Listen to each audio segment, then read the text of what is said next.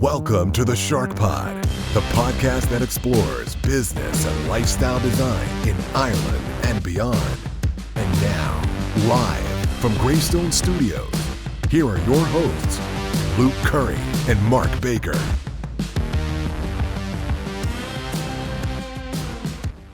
What is up, SharkNation? We are back in our home turf here of Greystone Studios.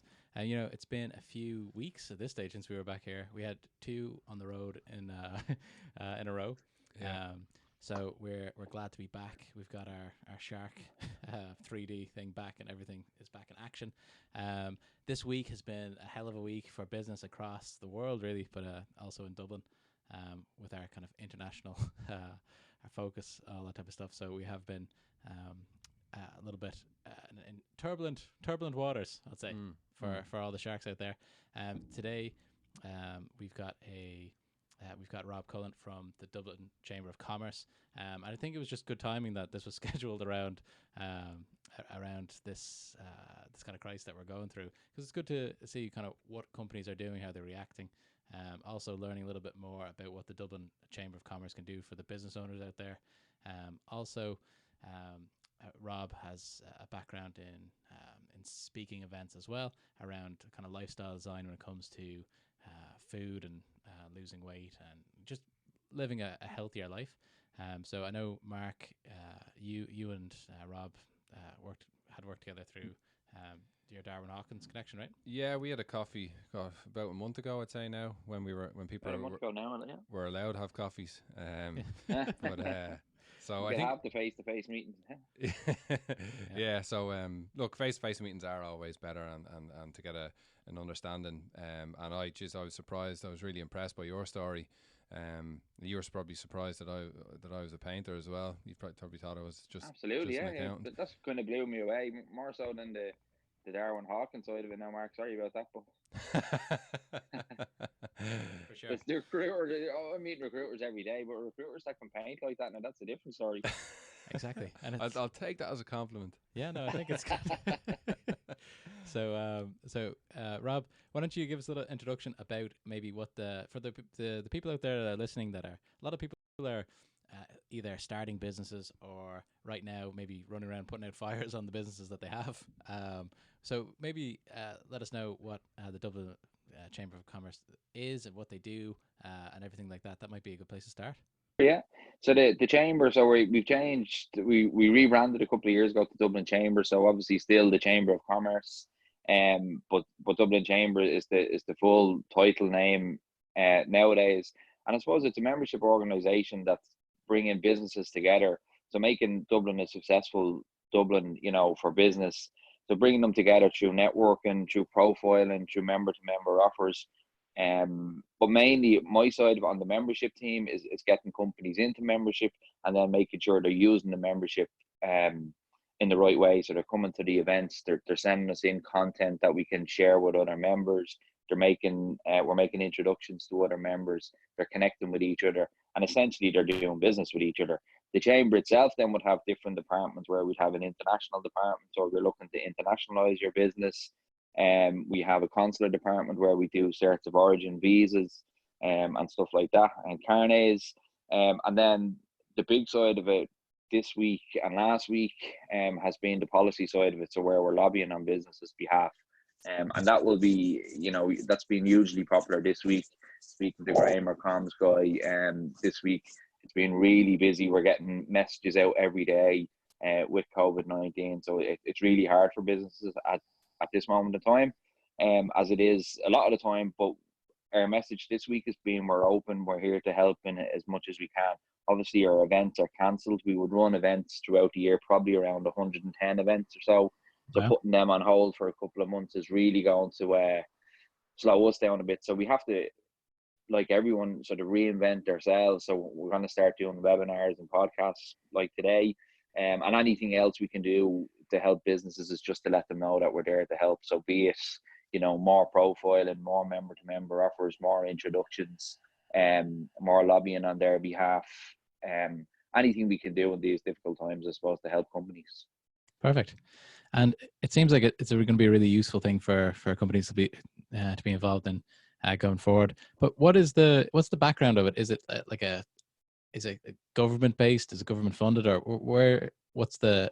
No, it's a private company. A lot of people think it is government led, but it's actually not. So it's set up years ago, 1783, I think was when it started.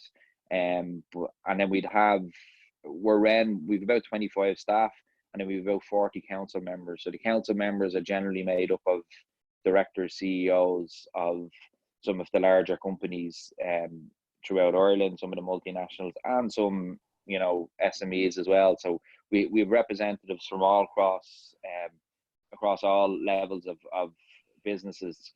And then we've a board of 10 people, and then we've our president. So our president this year is Catherine Maroney, who's a partner in AIB. Last year was Niall Gibbons, the CEO of Tourism Ireland. And then next year we've already elected a president who will be Vincent Harrison from the DAA, so the Dublin Airport Authority. So you can see they're high profile people, presidents, high profile council members. But no, we're not actually a government company. We're a non-for-profit private organisation. Okay, very interesting as well. So Mark, did you kind of reach out to these guys, or how did you guys come together, you and Rob? I can't remember. I think I saw something on LinkedIn. I think I might have been following your stuff on LinkedIn, and then I think Sarah in 360 Recruitment, who we both know, I think might have mentioned you as well. So it's all about that kind of network and people just people are looking to meet other businesses and yeah, it was just kind of word of mouth and a bit of LinkedIn, I think, and then we sat down and had a chat. Because it's so important especially Dublin. I know they're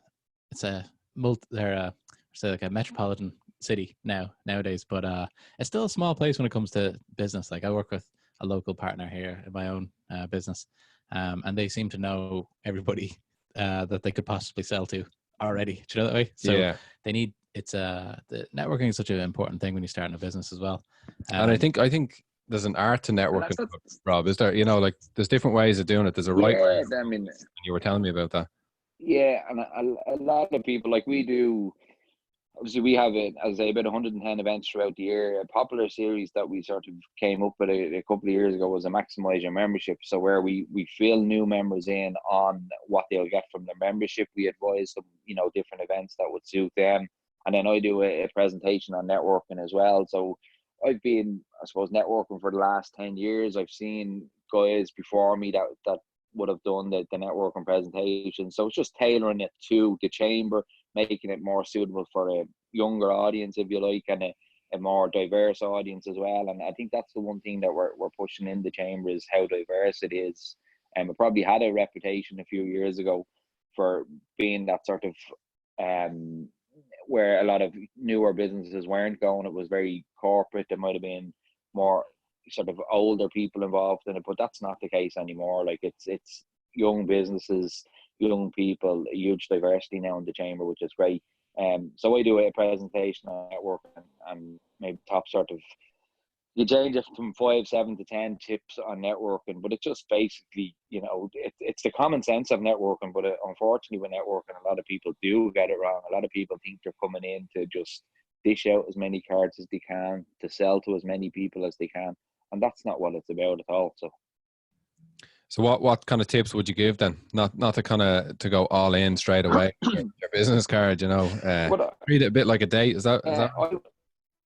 Exactly. Networking is all about building up relationships. It's getting to know somebody, getting to like them, getting to trust them, and then the buy and refer comes. But a lot of people skip the know, like, trust part and try to get in straight away with selling. So it's making sure, like, there's a few tips even starting with, like, your first impressions are very important. So how you introduce yourself, how you shake hands, how you address things like that. So that's really important.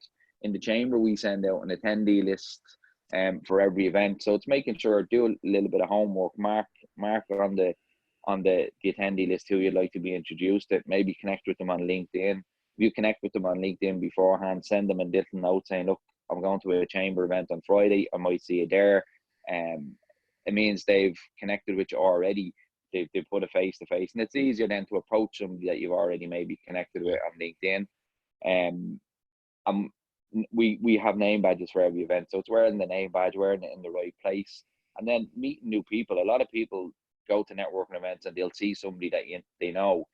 It's very hard to avoid somebody that you know when you go into a networking event, but a lot of people, you know, just hang around with the same little group all the time, and then it's just more of a social event. But if you're out there to network and to grow your network, you need to be meeting different people all the time. Yeah. To help it grow. As I say, otherwise you're just sort of socializing in the same group. Yeah. What's your thoughts on business cards? Actually, there's a bit of a debate about that at the moment. Yeah. In my office, it is. I think it's mixed. I think they're still very good to have. I know we have a member in the chamber that does digital cards where you can just scan your details over the phone, which is great as well.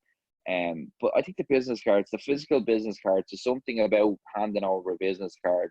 I always say to people, like, get to know somebody personally. So, like, we spoke, Mark, when we met, like, we spoke more probably about painting and weight loss and podcasts than we did about the chamber and recruitment. Yeah. And in one way, that sounds wrong, but it's actually, it's the right way to go about things. So you're talking, you're bringing a personality into, you're finding a common interest, you're talking and getting to know the person rather than the actual business, because people buy from people. So you need to get to know that person, and then when you're like, all you're selling at a networking event is a coffee. So let's meet up for a coffee next week, exchange business cards. I always say to people, with the permission of the person that owns the business card, maybe write on the business card what they've spoke about, like what they have in common. Is it going to be like, you know, I might put artist or something on Mark's card. I might put, you know, a football team that somebody supports on another one. But finding that common interest, it just means when you're going back to them, you can say, what did you think of the Leinster match at the weekend? What did you think of, you know, the ending of Power on Netflix? Whatever that common interest is, that you're catching up about that, and that becomes conversational. And then it's, look, let's meet up for a coffee. I think we can help each other. And that's the key thing as well with networking. You're not trying to sell, you're just trying to help. I think I can help you. I think, you know, you might be able to help me. And that's what the chamber is about. It's about all our members helping each other. And that's what any networking event should be about, just seeing as many people helping each other as they can. And it's not necessarily doing direct business, because I mightn't have a need for a recruiter, but I know if somebody comes to me saying, you know, can you recommend any recruiters? And I spoke to Mark and I got to know Mark and I got to like him, you know, and we became sort of business friends. Well, then I'm gonna refer Mark before somebody that just throw me a card saying, here, I'm a recruiter. If ever you need recruiters, give us a shout. Yeah. It makes sense. Like, but it's so hard to quantify though when you're going in there, and especially I've been to these types of events like you're saying, and if they're in Dublin, I do seem to kind of congregate with the people that I know there. It's a tough thing because they want to talk to you as well, so it's hard to get out of that kind of engagement thing. Yeah, it is, and I'm doing the years where I walk into a networking event, and generally, you know, half of the room, because the same people are networking at every event, so that can make it difficult as well. But it's even if you go to somebody that you know, try and, you know, introduce somebody else into the group as well, so that somebody that you don't, and that group becomes bigger as well. I do a part on the networking training where you're watching out for open groups and closed groups. So if a group is closed, so it's two people face to face, the last thing they need is me stepping in saying, "Oh, hi, I'm Rob Cullen." Like, they could be about to do a deal or, you know, arrange a meeting or wherever. So watch for that open group and that little gap, and then it's just, can I join in with you guys? Yeah. You know, and everybody's there for the same reason. Everybody's going to say yes. But if a group is closed in any way, just be careful. And I always give the advice, if you step into a group, if there's 3 people in it, and you step into a group to make it 4, try and keep it open again. So don't close that group, keep it open. So people are interested in chatting in bigger groups. So the more open you can leave, better. Absolutely. And I think there's different ways of organizing that as well. And I'd like to get your take on this. This just came into my mind here. I've done a lot of business in Finland. And they're going to have no problem with the social distancing thing. That's a cultural thing anyway. They would never. I know that the Finnish guy that we interviewed is a complete anomaly. Okay.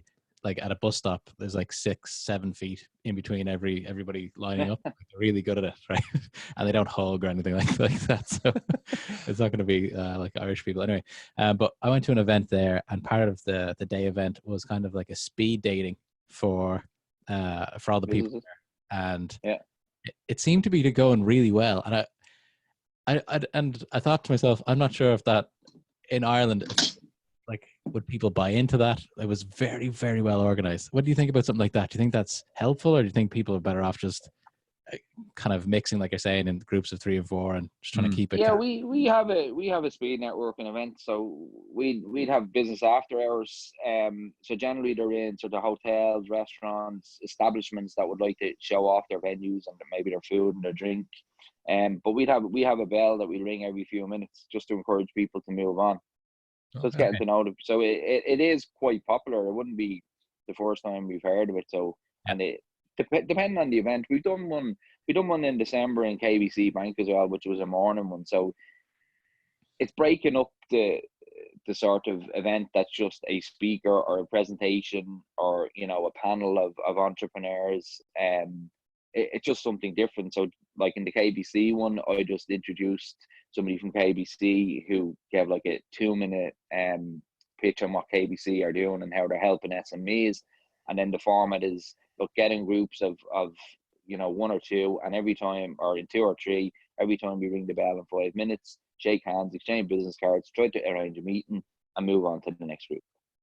Very nice. Good. Yeah. So, and it means people, I suppose, that are going to the events. The idea is that you could go to a networking event and be networking for 45 minutes and never move.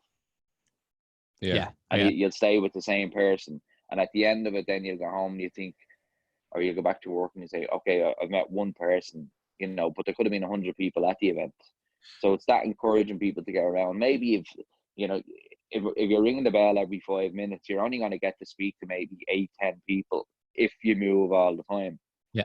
And if people are, you know, deep in conversation, like, we don't force them to move. I jokingly say, like, I'm going to get you to move, but we don't force people to move if they're deep in conversation and they need that little bit longer than 5 minutes. But it definitely works. And it means as well, you're not stuck with a person that you might necessarily want to be stuck with for 20 minutes either. So it's that sort of, you know, polite exit, if you like, of a conversation as well. So it would be a good idea to go to these things by yourself as opposed to with a couple of mates or business partners, to force yourself almost to mix. Yeah, I think it's putting yourself out of your comfort zone, and yeah, absolutely go. I mean, and as the chamber goes, and a membership in the chamber is company wide, it may be more comfortable for businesses that are new to networking, maybe to come in 2 or 3 starting off. But we'd still, depending on the event, if it's a one of the speed networking events, it doesn't really matter. But we do ask that you don't, you know, network with somebody of your own organization. So you just avoid them if you like. But yeah, it's good. It's always good. It's like anything. I mean, we'll encourage members to bring along, you know, clients, suppliers, you know, business partners or wherever, even if they're not members, bring a guest along to an event as well. So it is easier coming along. It's like anything. It's easier going if you're going with somebody else. Yeah, absolutely. It's an interesting thing that you said earlier on about, you know, it's not going to be, it might not be a direct sale. It's maybe not be like a sales event, but it'd be something like you said, if you bump into somebody who's looking for a financial recruiter, Mark's going to be top of mind or whatever. I know one businessman in particular that it doesn't matter where we seem to go. He's like an older guy, but it doesn't matter where we go in Dublin, he bumps into somebody he knows. And I don't know if he's just been doing that through his personality or through charisma, but we're on every dart I've ever got on, people come up shaking his hand. Like it's a weird thing. So this is kind of giving. So if he's been doing that, and that a lot of people in society are kind of just good at that naturally, this is all an opportunity to tap into something like that. And his business has always been strong. Do you know what I mean? Because all those people are going to be referring him. There's probably if he was one. I was going to say, if he's networking in Dublin that long, we probably know him as well. Yeah. No doubt. Sure, you were looking over your shoulder every 2 seconds, noticing people when we were chatting. I was going to say, like, there's kind of 2 ways you can increase your network. It is by actively, you know, going to chamber events and all different types of events, and just being open-minded and open to meet people. And then there's in Dublin in particular, and Ireland, I suppose, there's the whole schools thing and the college thing. And essentially, if you didn't go to one of those kind of particular schools, there's nothing you can do about it. But that certainly does help. So And people do, I think have that in mind where they're sending their kids as well. You know, it is for that those opportunities in the future. You know, it's something that has crossed my mind. Has it crossed your mind? You have 2 boys, do you? Yeah. On where to send them to school, or for future, you know, benefits, let's say. Yeah, I mean, we've looked at. I mean, the lads are in the Gael school here in Lucan, Gael school now Porrick, and the connection to that is Colossus Cushlifa, which is next door. Really good school, but we have got a couple of private schools. We're not a million miles away from King's Hospital. We're not a million miles away from, say, Castleknock College. But to be honest with you, the reports on how well Cushlifa was doing, kind of led us towards Liam, who's 12, who will be going to secondary school in September, and we've leaned towards that school because it's doing so well. It's in the, I think it was 23 or 24 in the top 100 schools in the country. It's not a private school. I think the Irish language is brilliant. You speak Irish yourself? To have. No, I'm pretty poor at it. I have a twin sister who's a secondary school Irish teacher, so you think I would be good at it, but I'm actually not. So, but I'm picking it up. I'm coaching. The lads play for an Irish speaking GAA team here in Lucan as well, in the Gael Oget. So I help out with the coaching and that. So you're picking up words, and it's the only way to do it. Actually, it's. I mean, I do the likes of the Duolingo things and that to try and pick up on it. But actually, when you're out in the middle of a pitch and you're using the terms, whether it's the football or the hurling, you're picking it up and you're able to shout that sort of encouragement as well get to the lads. So that's about as good as my Irish gets. But I think it's brilliant when the lads are coming home, they're speaking to each other in Irish. Like Liam is 12, Tommy is 7. We haven't got a clue what they're saying. So that might lead to difficulties in the next few years when they're trying to hide something from us. But thankfully Yvonne is fairly decent at it as well. So she knows what they're saying. I think you're giving your kids, so I'm just going to jump in here because I started learning Irish a year and a half ago because I was exempt because I was born in Canada. And I married a Gael school teacher. So it's kind of he was forced forced the wrong word, but we're all learning now. But I think it's given the kids a great gift to be able to be educated in their native language like all the other European kids. And absolutely, it's brilliant. And I find it helps with other languages as well, because 100%. My mum and dad have a place in France, so we're over there a couple of times a year, and you'll find Liam is picking up the French quicker than I am. But again, because he's already speaking the second language, it's nearly like it's natural to him just to pick up the French language as well. So like he's already talking about, I know once he turns 12, he can fly on his own. So he's already talking about, he'll be able to get a Ryanair flight, maybe not in the next few months now, over to France and my mum and dad will be well in with local businesses there. There's a few restaurants and bakers and that there, so they're always joking that Liam will get a job there. So, but he possibly would, because he'd pick up the language that well. But that's due, I think, to sort of he went to the Neenra before the preschool and before he went to school even, which was Australia as well. So, but I absolutely think it's a great gift to give to the kids. And like you said, just go back to Mark's question there about the schools. It's kind of, it's not picking like a private school, but there is a little bit of a community that they are. It's a very close knit community of the Irish speakers as well. Like, so not only do they do exceptionally well when it comes to leaving cert points, because they get a little bit of an extra boost, and the only people that are correcting it are zealots who want them to do well. I don't know, I'm not accused, I'm not a conspiracy theorist, but they all seem to do exceptionally well. But also if kids are like, the standards are very high in those schools as well. But it is something to think about. Around here, there's not really anything. I think there's one in Bray,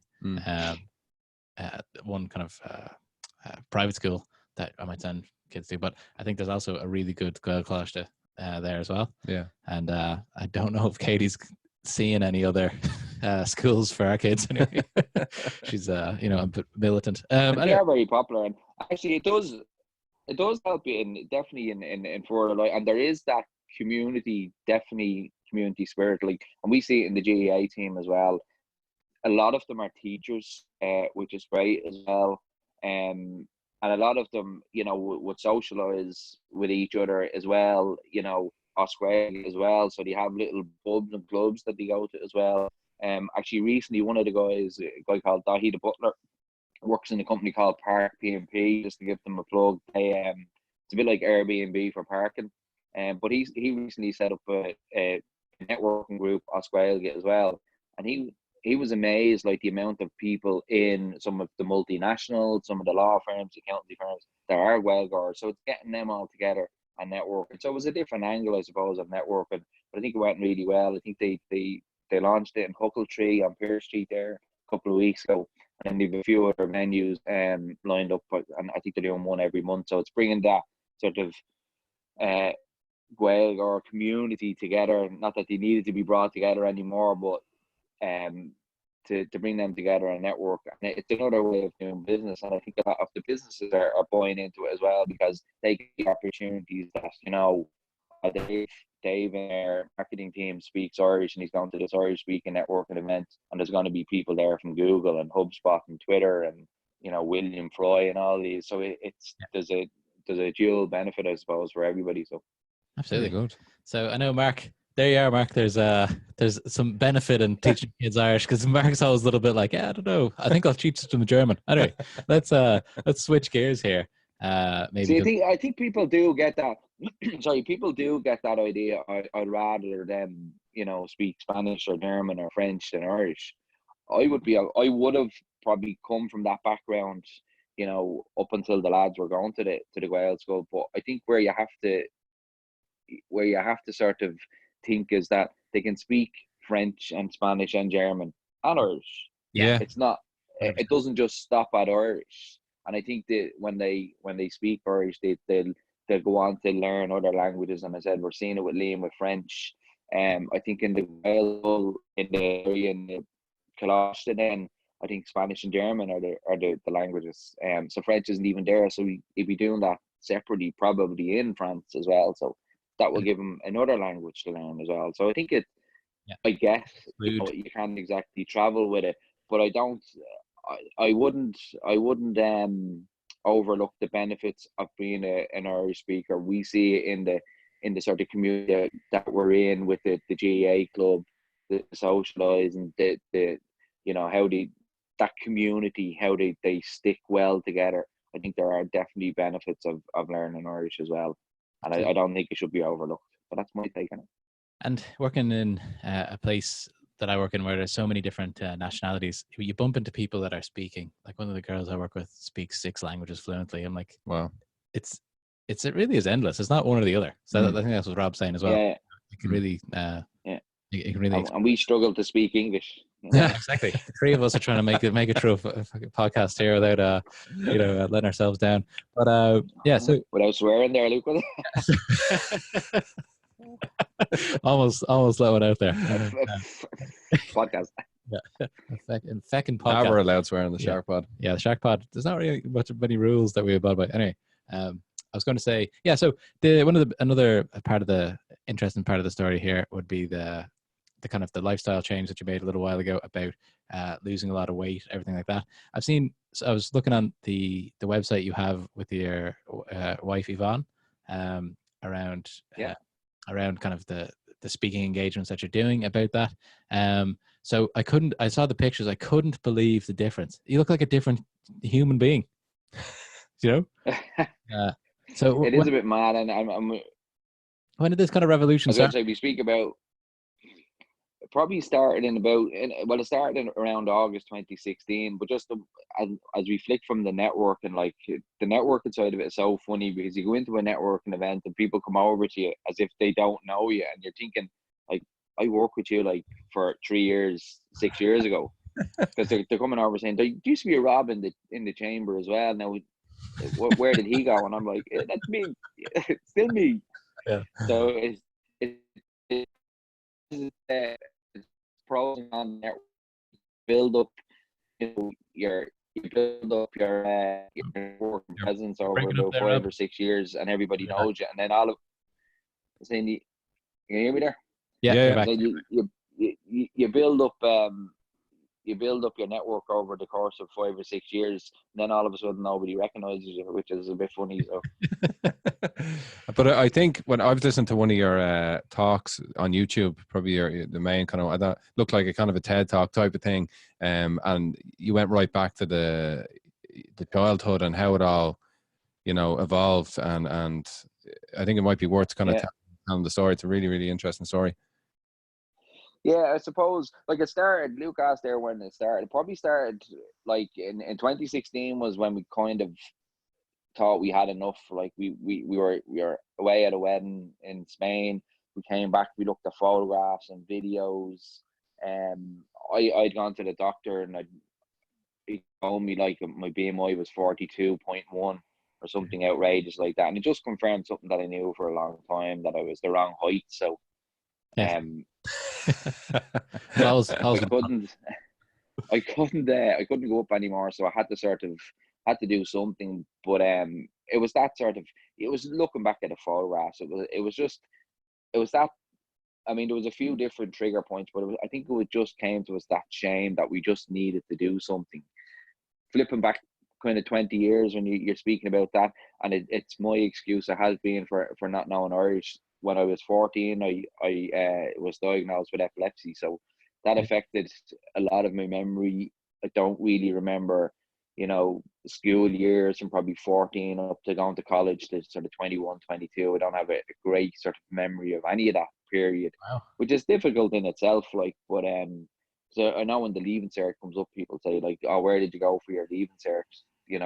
Results night, and I was like, I don't even remember sitting with leaving cert. Never mind where I went. I think I did go out. So I had that effect on me that I just didn't really remember anything. And as everybody knows, like, the leaving cert is basically a memory test, and it was difficult at the time. And I felt at the time, I suppose, there wasn't a huge amount of help from the Department of Education. There wasn't too much assistance. There wasn't any leeway given for the fact that you've gone from being in the top class in the school, to possibly doing really well in school, to struggling to read and write again. So it was a tough time. Kind of, I stopped playing football. I was playing football and playing GAA.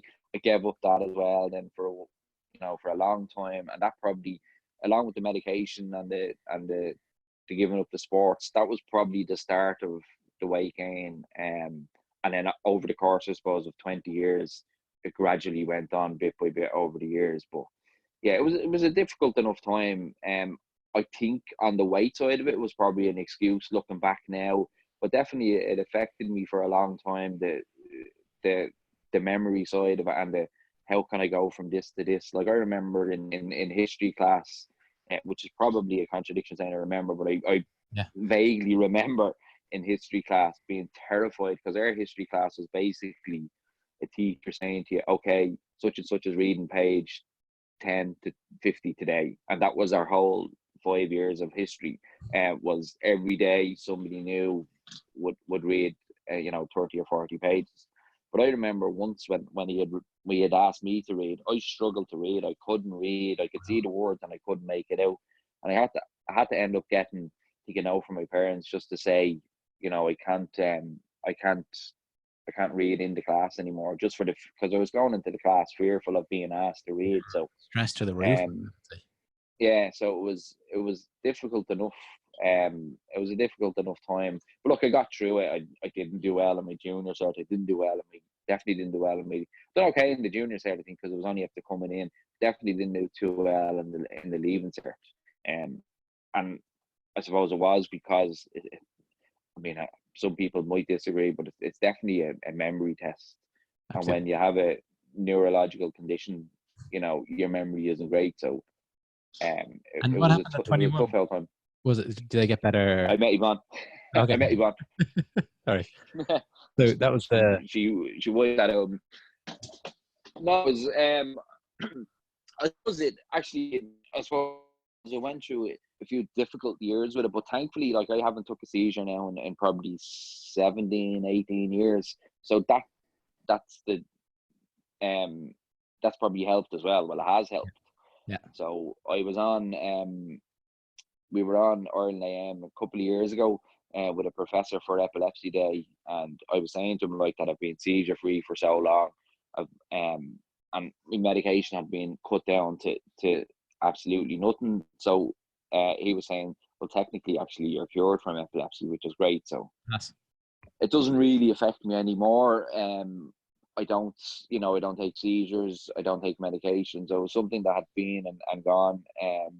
So that's probably the recovery of it. So thankfully, touch wood, it hasn't come back. I haven't still have a ropey memory, but as Yvonne would say now, it's probably more selective memories. Yeah. Nice. Okay, cool. So at that stage, that's kind of when the weight gain started. Did it creep up all the time? Or Yeah.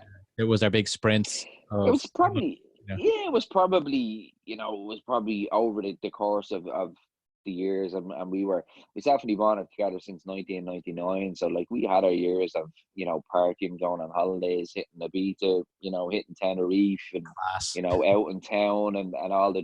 I wasn't a very big drinker. I think it was only 23 when I started drinking, and then I was kind of on it and off it for a lot of time, especially during the medication years. I wasn't great at it. But we gave it up then in 2016, and it's probably the best thing that I did. Bit of a theme on this podcast. That's happened a few times with people just kind of giving up the kind of drinking, partying lifestyle. So yeah, like we were together 20 years, so we had the years of the the fun and the parties and the holidays, and we kind of thought, look, we need to do something. Although we would always talk about small changes, and small changes are giving big results, we felt, look, the drink is something that we want to cut down, maybe cut out. So we went for it with the cutting down bit first, and then after a few months, it seemed easy enough, and before we knew it, we'd actually cut it out. We weren't drinking at all, so we didn't need it. We've the two young boys, so you're on the sideline on a Saturday and Sunday, be it GAA or soccer. There was no need for it, and it wasn't. We didn't cut it out because we were trying to lose weight. It was more the knock-on effects of the hangovers lead to maybe bad food choices. So just to remove that sort of hurdle or temptation, we just said, look, we'll cut it out. So, and I know for me as well, like if there's been alcohol the next day, food choices aren't as good. The you're looking for some comfort food at that stage. No. So it's kind of a bit of a snowball effect. So that was in 2016. Like, was that at your heaviest? Well, give us some perspective. Yeah, I was probably a couple of years before that. I was probably around 21 stone, and in 2016 I was 20 stone. 21 stone. So it was just, I just thought, no, this is not right. It's not good for the boys either. When you're collecting them from school, and look, although they never showed it, like I'm sure they must have been thinking, Dad is pretty big or pretty fat or whatever way you look at it now. And it's only when you flip it on its head again and you go back to it now. Now the lads want me to collect them from school. Now they want me to bring them to their sports. Now they want them, like, you're like a Grand National winning horse. They want to parade you around the schoolyard. This is my dad, and all Liam's mates would be coming over saying, "Oh my God, your dad looks so different," and can't believe it. Like, so it's they have that sense of pride. I'm sure they were always proud as parents, like each child is, but I think they definitely see a sense of, you can definitely feel a sense of pride, especially from Liam, who's 12. Like, he's really sort of weighed in on it, no pun intended, that he really has that pride in you. It's great. There are some sporting parents in the school. I know he's friends with Bernard Dunn's son, Jack Sheedy, who played with Dublin. He has a child in the school. Glenn Crowe, who played for some couple of football teams in Dublin. Didn't play for St. Pat, so I won't name who he played for, because I'm a Pats fan. We're all Pats fans here. So he played for a few minor clubs in Dublin. And there's a few other sporting people as well. Mark Rutherford actually is there as well. So a few sporting people. So it was probably hard, me going up at 20 stone, and meeting Bernard Dunn, who's about 8 stone, in the schoolyard. So. And how much did you lose altogether? So between us, we lost 13 stone. So Yvonne lost 5.5 stone. I lost 7.5 stone. Wow. You lost Bernard Dunn when he was cut down. He was cut down at his fighting weight. It's amazing. And was it a mixture of exercise, or was it just, all right, we're just going to eat healthy? It was mainly the food choices and making good food choices. The small changes. So just different things like, speaking about networking events, I suppose all the networking events are the same. They all have Pastries. Pastries and cones and brownies and sandwiches and sausage rolls, and You're breaking better choices. Sorry, our clothes are very hard. Sorry, it's small choices. So making that sort of conscious choice of like, I'm gonna have porridge for breakfast, I'm gonna snack on fruit, I'm going to have a proper lunchtime and not just pick at a few things, and then again a proper healthy meal. And like we just went for half a plate being veg, quarter protein, quarter carbs, and just went with that and tried to work off that. But it's all around small changes, and it's, I suppose, the key thing for us to make it sustainable was we were eating food that we like. After I finished school, I went on to do catering, so I would have been a half decent cook. Yvonne is an exceptional cook as well, and we just fell in love with cooking, fell in love with fresh food, fell in love with trying out different recipes, and we were eating lots of food, but the right food and food that we liked. And I think that is the key thing. Like, if people are going on these diets, my first tip to anybody is don't go on a diet. Make that decision to have a lifestyle change. It's hard because people want results in 30 days and 60 days. It just doesn't happen. Like, it can happen, but the weight will go back on again. It just doesn't work when you're trying to sort of whole change in your lifestyle. You need to look long term. So ditch the diets, ditch the calorie counting, eat food that you like, and make it sustainable. And cutting out food groups. Although we cut out alcohol, cutting out food groups, I don't think is a great choice either. Again, it's good for short term if you want the short term results, but they don't last. And then as soon as you go back on that food group, you might put on the weight again. So it's making that lifestyle change and making sure it's food you love, which will then make it sustainable. Because if you're craving food that you've given up, you're gonna go back on it and probably put on the weight twice as much. I'd imagine learning to cook and learning to cook properly is a big thing. And I'm seeing all the recipes that you have up on Instagram. I don't know if it's you or Yvonne, but they look lovely. Both of us. Yvonne is very good at photographing great food. Now I have to say, she can. I was only talking to somebody about this last night, when she can pick out the Instagram pictures that have been took by me, in 2 seconds, because she has this great art of making the food look fancy. I would make nice food and dish it up, but she has a way of placing it on the plate and in the bowl to make it look even more fancier. So but that's it. Like, the key thing, and we noticed that over the last couple of years, people coming looking for advice, the lack of education and knowledge and know-how around food is actually scary. Like, it really is scary. Like, we meet people at the school collecting the kids or wherever, or in the GAA training, and you would think some of them are like fairly healthy looking, they're good, like they're in the running clubs, or they might be training for marathons, but they'd say to you like, oh, like, we just don't cook healthy food at all, or we don't really know how to cook healthy food. And you're thinking they look pretty healthy, but behind it all, just that knowledge and know-how. And sometimes I think there is a lack of laziness with some people in the food choices that they're making. But there's a huge gap, I suppose, if you like, that people don't have the knowledge of how to cook good food. Absolutely. And I think, like, this is gonna sound funny, but I did home economics when we were in school, and that's right. And it has just been, I do all the cooking in my house, and when you are trying to dial it in, like Mark was having a go at me this morning because I've got my SharkPod shirt on here, and he's like, is that one of the mediums? I'm like, no, that's large. It's the same size it's always been. And you're like, it's looking nice and snug this week. So whenever I need to dial it in, I can just make slight adjustments in what we're cooking every day, You know, like I Yeah. say, just more vegetables, less of this, less of that, and the taste isn't going to be that much different.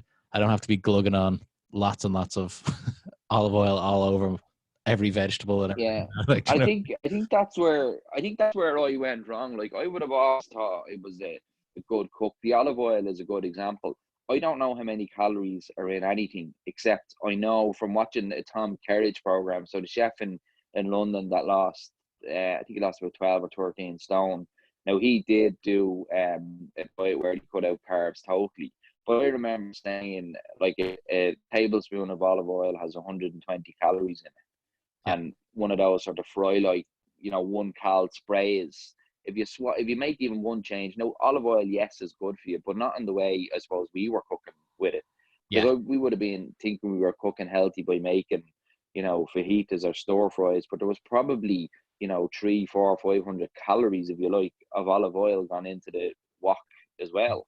So 100%. just being careful of making those small changes. So I use the fry light now all the time, and I have a little jug of water that I'll pour in as well, just to soak up the onions, and it's perfect. Like it's having those, spices in your store cupboard. It's having the different variety, and it's planning ahead. Like a huge reason why people get stuff wrong.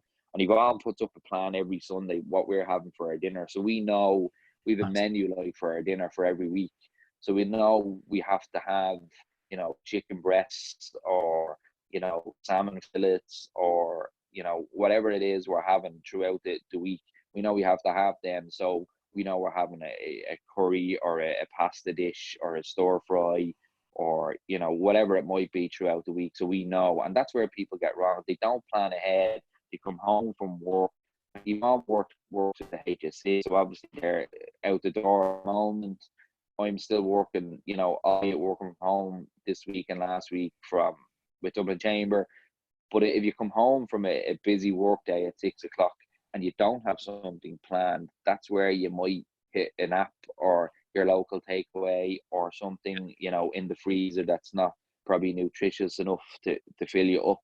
And that's where the bad choices are made. So it's all around the planning. I'm not one for the prep cooking. Like I see pictures of, 40 lunch boxes made up for the week, and Yeah, this is what I'm having for the week. To me, that screams diet, and that's where it's not sustainable. It works for some people, don't get me wrong, but it wouldn't work for myself, Yvonne. I know it wouldn't. We like to know what we're having, and we'll have the stuff in the fridge and the freezer, but we don't need to be prepping, because it does. To me, that just screams I'm on a weight loss program, or I'm on a diet, or I'm on this regime over the next 30 days. And for me, that just doesn't work. You have to fit this. That's not sustainable to me. I think it has to be something that fits into your lifestyle. And it's just fresh fruit, fresh veg, fresh meats, lean meat, cutting off the fat, maybe taking off the skin of the chicken sometimes, which I still find hard to do. But it's those sort of small changes, but making it sustainable, planning ahead, and getting back cooking. And as I say, that's where we're finding, there might be a gap in the market for us to show people recipes. We've been asked on programs to do some cooking stuff. We're working with a couple of organizations that are doing sort of corporate cooking lessons as well. So there's lots of different areas that we can help people, and that's the main thing. It's a bit like networking in the chamber. We're just there to help people, in areas that they might be looking for help in.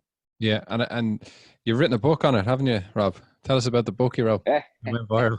I did. I wrote a book. Yeah, it was funny. We were floating around. I think it was, I don't know if it was Dundrum or Leafy Valley. We were looking over I think it was before Christmas, and we were looking at.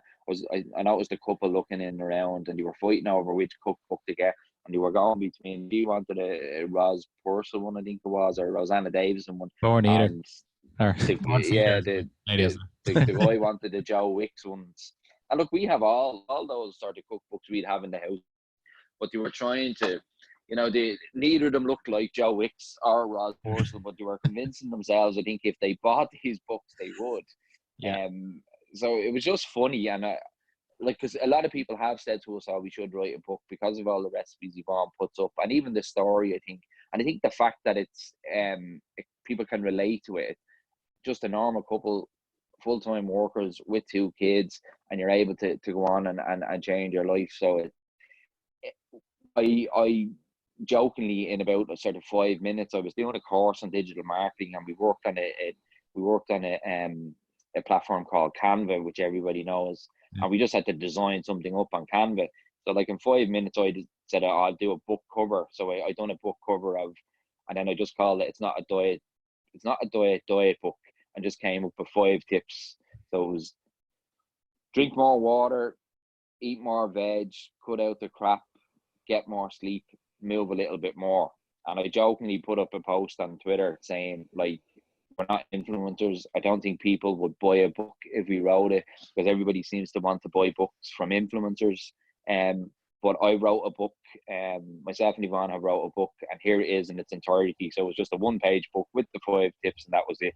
But I got like 250,000 impressions on Twitter and LinkedIn, and even more on LinkedIn. I got phone calls from radio stations to go on and talk about the book. And then even more worrying was I got about 100 people asking me where to download it. So, but that was it. It was just it was just 1-page screenshot. You gotta flash it out and monetize that. Yeah, it was. I was kind of thinking, damn, I should have wrote a book now, but but it still could be on the. You're gone there. Can you hear us, Rob? And you're back, are you? Yeah. I don't know what happened there. Yeah, you kind of popped out for a second. No problem. Yeah. So yeah, I think we may look at a book in the future now, but we have been asked by a few people, so it might be something that we look at going forward. But I think there's definitely people are definitely looking for help in any way they can. I think out there's a lot of, I've listened to many podcasts and talks, just because of you're trying to find out as much information as you can, but people would just be blown away by the amount of nonsense that there is out there as well. Because you have one book telling you, you should eat this will help you lose weight, and then you have another book saying you should avoid this because this is going to make you put on weight. So it's very hard, but as I said, common sense doesn't sell. The diet industry and the wellness industry is all about people trying to make money, and if I tell you, if you do this, you're gonna lose weight in 30 days or whatever, and unfortunately, yeah, you might, but you'll definitely put it back on. It's just been, people need a sustainable model. But then the problem is with the people as well. A lot of people want that quick fix, I think for us, the reason, like, we always go back to having a strong why or a strong motive. And for us, it was the kids. It was me having the ability to play with the kids. Like, my dad played football with me, being able to get down on the ground and play Lego with them, be able to run around the park with them, to be able to even tie their laces, and those things I was finding difficult to do. So having that strong motive and that strong why drives you long term. If you have a motive to lose weight because you're going to a wedding or a holiday or you have an occasion coming up, you probably will lose weight for it. But when that occasion comes and goes, it's very hard then to stay on that track, because you were only really losing the weight to fit into a suit for a wedding. Now the wedding has come, so you're like, okay, I'm off the hook now. I can go back to what was my old normal. But it's making the lifestyle change that now becomes your normal. And again, it's not like some of my friends would think, they think, oh, you don't eat this or you don't eat that or you don't drink. It's not true. Yes, I don't drink, but most foods I eat, I just don't eat pastries at networking events, or I don't eat, certain things. I don't eat takeaways. I wouldn't be going to certain, fast food establishments. That doesn't mean we don't bring the boys occasionally, but like, I wouldn't eat out of them, but I never really did anyway, so it doesn't bother me. But And Rob, do you feel a lot better in yourself from a confidence point of view? Did anything change there? Because a lot of people, it's not just your dress sense got better. Was that a byproduct of it? Although any sort of before and after pictures I put up, I always seemed, even when I started in the chamber, I always used to get slagged for the pocket squares and the flower that I have on my blazers. But I still have them, but the blazers are gone, like from a size 50 jacket down to like a 38 jacket. So, but definitely the dress sense in that, I think you find more confidence in being able to go into shops and buy clothes, and Yvonne would say the same. You know what size you are. You can just go in. You can buy online. I always found it very hard to buy trousers or jeans, or will an extra large shirt, and that make fit me, or do I have to get an XL shirt and that make? So now I know. I went through a stage of fitting into like size small t-shirts and size small shorts, and then you kind of feel them a little bit tight. And I remember saying to myself, like 2 years ago, I was in XXL t-shirts that were really tight, and now I'm in small t-shirts that are really tight. So I can actually go up to a medium and feel that little bit of comfort. So now I'm just like medium all round, size 30 jeans and trousers all round. So, which is, again, it's great because you're going from that XXL to, the medium, and in the jeans, like at one stage I was 44 jeans. I'm comfortable now in the 30, and we'll keep it at that. But definitely the confidence goes up hugely. You tend to buy more clothes for yourself. Well, I had to, because I had to throw out a whole wardrobe. So, Not your fault. Yeah. On you. I know it did. Like it's literally thrown out everything. We were on Ireland AM there last week, and they asked me to bring in a pair of trousers, and the only trousers I had were my wedding trousers, because everything else was thrown out. But they were a size for size now, the wedding trousers. I think they were a size 44 trousers. Then you put them beside me now, like it was a bit too in. Hell of a waste of a suit. I remember paying stupid money for a suit back then for the wedding, for a suit now that you can't really do anything with. But look, it's good to have, like the wedding dresses. That's nicely put away in the attic. Absolutely. So that's a big inspiration for people as well, because now that everybody's working from home a little bit, I tell you what, no one's watching you when you're making your lunch, Mark. I'm eating a lot of toast. A lot of toast. Yeah. A lot of, you might not want to go to fight your way through the local Tesco to get get some food there as well. So kind of a lot of people are eating just what's around. A lot of kind of snacking, I'd say. I think people react to the kind of stress that's going on right now differently. Some people are kind of like grazers. I know you're you shut things down, right? If you're stressed out, it's not something that you go. No, okay, I don't go to I'd food. love a bag of chips now. Make me feel better. Change my state. You know. No, I never had that, but I think there's certainly bad habits creep in when you're working from home, and I think so many, I'd say 90%, if not more, are working from home if they're office workers. Obviously, I was joking, saying to my mate who drives a taxi, you work from home as well. Yeah. Like everybody says, oh, just work from home. As if. But you had some tips. You probably have some tips on that kind of stuff, Rob, do you? Staying motivated. Yeah, I think it's all habits. Like on the work in itself, it's creating a routine for yourself. It's treating it as a normal day in work. So I think the tips that I put up last week were just around that it's have a routine, get up in the morning, have your shower, get dressed as if you are going into work, set out a plan for the day, communicate with your office workers or your colleagues or your clients, but it's making it as normal as it would be in work, just being at home. So it's those simple tips and then it's taking your regular breaks, getting up and moving. You don't want to be sitting, because I find when you're working from home, sometimes you tend to be working even longer because you're not distracted. You're not going, I know when I'm in work, I can go from floor to floor chatting away to people. So you're sitting for longer.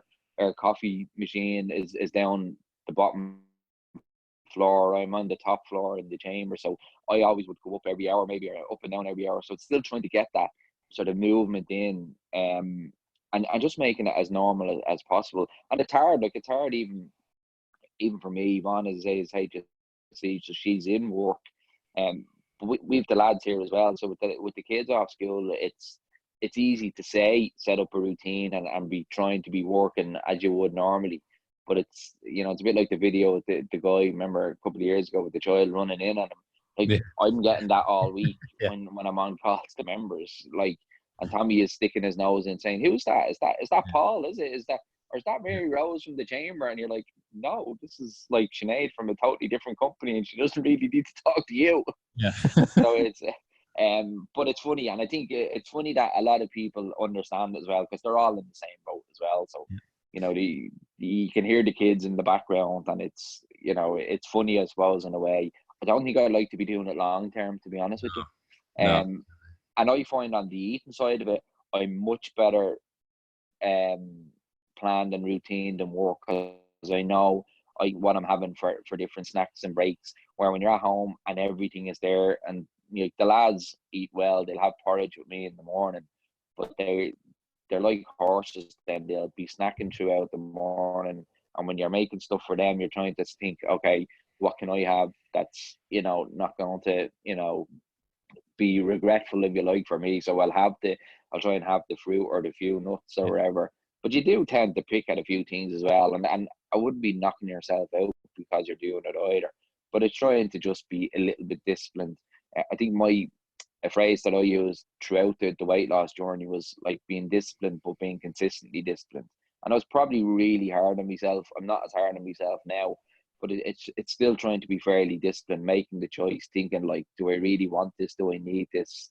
Is it going to do anything for me? Because you do get into eating habits, and I found it even last week, just working from home, that you're just picking at things for the sake of picking at them. You didn't really want them, you didn't really need them. You just because you get up to make. Yeah, it's out of boredom as well. So, sorry, go ahead. I think that what we should think about as well when people are working from home, are one of our other sharks that we were talking to a couple of weeks ago, Chris Lauder. He was saying that, the quality of your life is the quality of the question. So what I was doing this week at the beginning of the day, working from home, I was like, how can I make this day more productive than it would be if I was in the office? And then making a list based on that, because I think, it's important to, if you're employed, it's important that you're showing that you're, producing and not just sitting in your PJs. Because people don't know really what you're doing. So something to keep in mind. So Rob, I think we've got our lightning round here. Mark's got something set up here for you. Quick fire questions for you. Right. It is going to be difficult now. It's just going to be like a mastermind. You never asked me what my special subject was. St. Pat's. One of them are St. Pat's based. No, look, they're varied. We have about 15, and we pick a few of them out depending on the person. And I know, look, you have that kind of entrepreneurial spirit, and you're doing multiple things, just like we always suggest people should do. But we have spent a lot of the conversation talking about the fitness and the health aspect, because it's just so incredible. We had to talk about it, and I think we could probably talk for 2 hours, and might get you on another time down the line as well. But so some of these they're fairly random, but just to get a bit of an insight into you. So, first of all, what apps do you use the most on your phone? Probably Twitter, which is probably not a good thing to say, but I and for health wise, or in general, what are you clicking into first thing in the morning? Yeah, probably Twitter, emails, LinkedIn. Would probably be the three that I switch on the most. What apps are you trying not to use, or have you stopped using in the last 12 months? I think I'd like to cut down on, especially after this week, I'd like to be cutting down on the likes of Twitter and social media in itself. I think there's a lot of fake news out there. Like WhatsApp is another one. We're in so many groups, be it in work ones or mates ones or football ones, or I think there's a lot of rubbish coming through on all of them. And funny enough, if I'm in work, I tend to ignore them, because you're at home, you think you feel the need that you have to read them. So yeah, I'd be cutting down on some of the social media stuff as much as I can. So talking about business, like what's the best business idea you had that you never acted upon? That's a good one. I did actually this day last year. I done my first comedy gig. No way. I thought I might have made it as a comedian now. Not an awful lot of people. Some people think I'm funny now, and I done it more for probably hosting the events in the chamber. So you're emceeing the events, you have to bring a little bit of humor. But I thought I could have made it and be the next Tommy Tiernan. I don't think I'm gonna go down that road. I didn't really do anything about it now, but yeah, I thought that might have been one business idea. Back in the day, I used to do I done a lot of food markets, so I used to do a lot of pestos and hummus and tapenades and that, and sell them at the food markets. It's a hell of a hard game to be in, but I think a lot of maybe something around food or the comedy side of it. You could do now, I suppose. You could still follow the food route, you know. Honestly, I could probably do both. Yeah. Funny foods. I try funny foods. I try to bring a bit of humor to some of the talks that I do, and whether I'm, as I say, whether I'm hosting an event in the chamber, I can't be loyal to say anything at some of the chamber events. I'll pick on a few people in the crowd, but it's making it more sort of humorous. It's making it more interactive, and I think it's making it more normal that you're not going to this sort of dull event.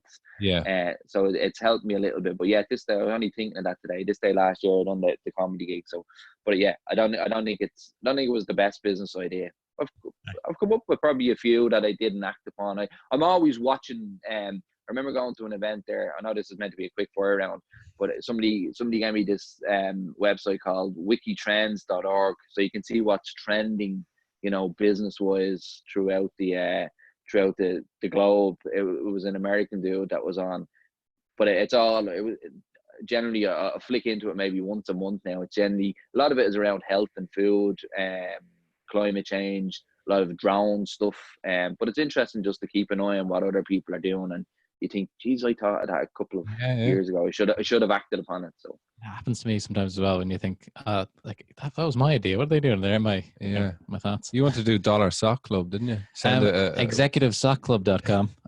Sending out black socks every week, every month that people just throw out because people are losing. Do you ever put on a new pair of socks? You feel like a millionaire. Do you know what I mean? You feel like on the road. Do you know what I mean? So if you're any sort of subscription model seemed to be the way forward there a couple of years ago.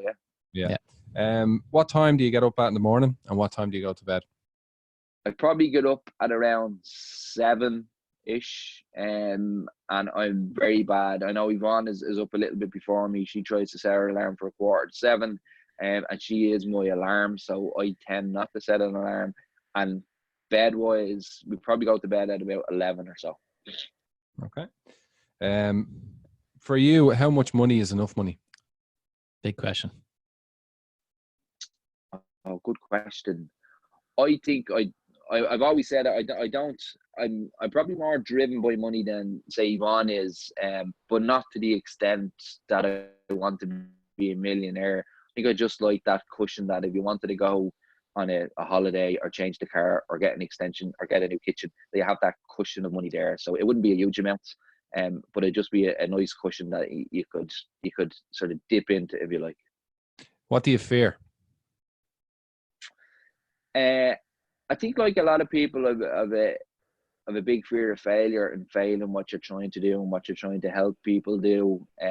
So failure is a big fear, but I suppose success is built on failure. So the more you fail, the more you learn and the more successful you become. And I think I learned that with the weight loss. Like for 20 years, I was trying to lose weight, maybe losing the same 10 pounds on 10 different diets. So failing on numerous occasions is hard, but yeah, you fear fail. I fear failing a lot. Failing as a husband, as a parent, to provide for your family. So I think that's where you're always trying to reinvent yourself and try and, can I do this? Is this going to help us? And everything I try and do, I do for the four of us here. So it's probably failing as a person as opposed to in any different sort of aspect or in. It's good that that's not stopping you kind of try things, because you're open to trying new things. The fear of failure. Yeah, and I think you have to be. Yeah.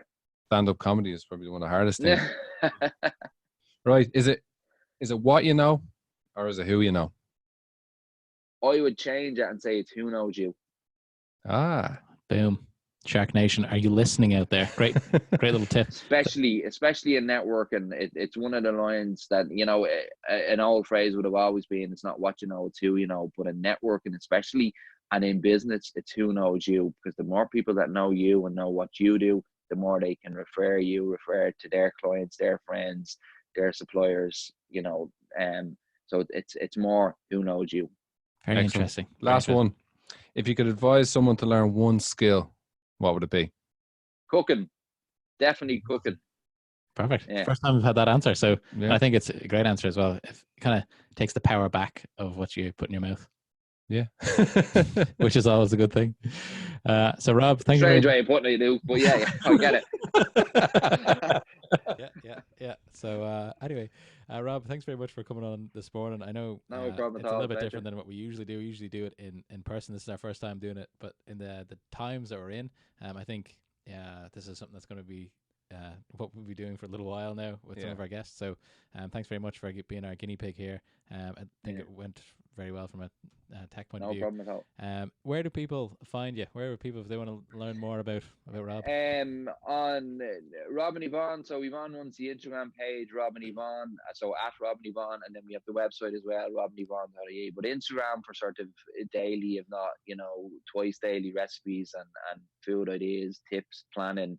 And then the website, I suppose, robandyvonne.ie has more of the recipes on it, and then any sort of corporate work that we're doing. So unfortunately, a lot of the talks and gigs that we had lined up to do have been postponed, not cancelled. We're staying positive by saying postponed. Nice. But there's a few video clips and stuff up there as well, and again some blogs and tips.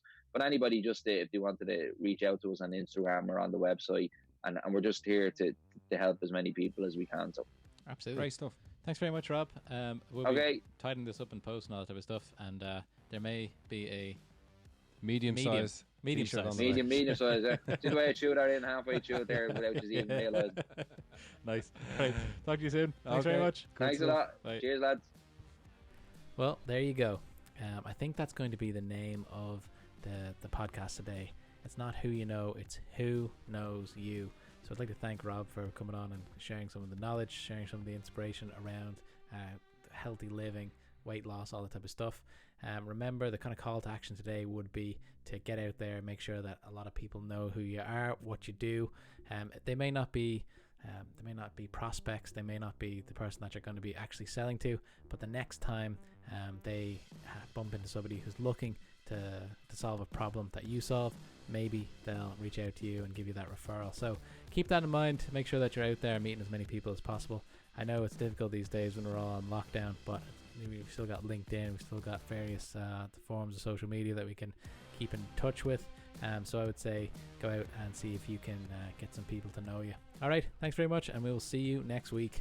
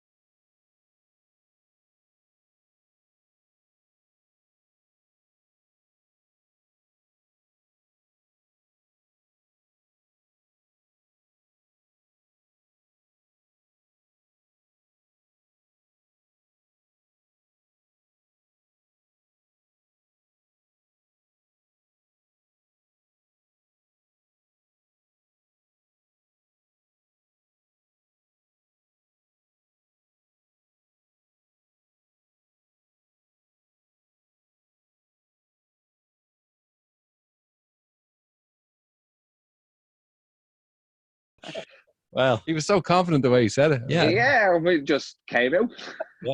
Yeah. So anyway, Rob, thanks very much for coming on this morning. I know No problem at all. Pleasure. than what we usually do. We usually do it in person. This is our first time doing it, but in the times that we're in, I think this is something that's going to be what we'll be doing for a little while now with some of our guests. So thanks very much for being our guinea pig here. It went very well from a tech No point. problem at all. Where do people find you? Where are people if they want to learn more about Rob? On Rob and Yvonne. So Yvonne runs the Instagram page, Rob and Yvonne. So at Rob and Yvonne, and then we have the website as well, robandYvonne.ie. But Instagram for sort of daily, if not, twice daily recipes and food ideas, tips, planning. And then the website, I suppose, robandYvonne.ie has more of the recipes on it, and then any sort of corporate work that we're doing. So unfortunately, a lot of the talks and gigs that we had lined up to do have been postponed, not cancelled. We're staying positive by saying postponed. Nice. But there's a few video clips and stuff up there as well. And again, some blogs and tips. But anybody just if they wanted to reach out to us on Instagram or on the website, and we're just here to help as many people as we can. So absolutely Great stuff. Thanks very much, Rob. okay, hiding this up in post and all that type of stuff, and there may be a Medium size. medium size. medium size. Yeah. See the way I chew that in halfway through it there without just even realising. Nice. Right. Talk to you soon. Thanks very much. Thanks a lot. Cheers, lads. Perfect.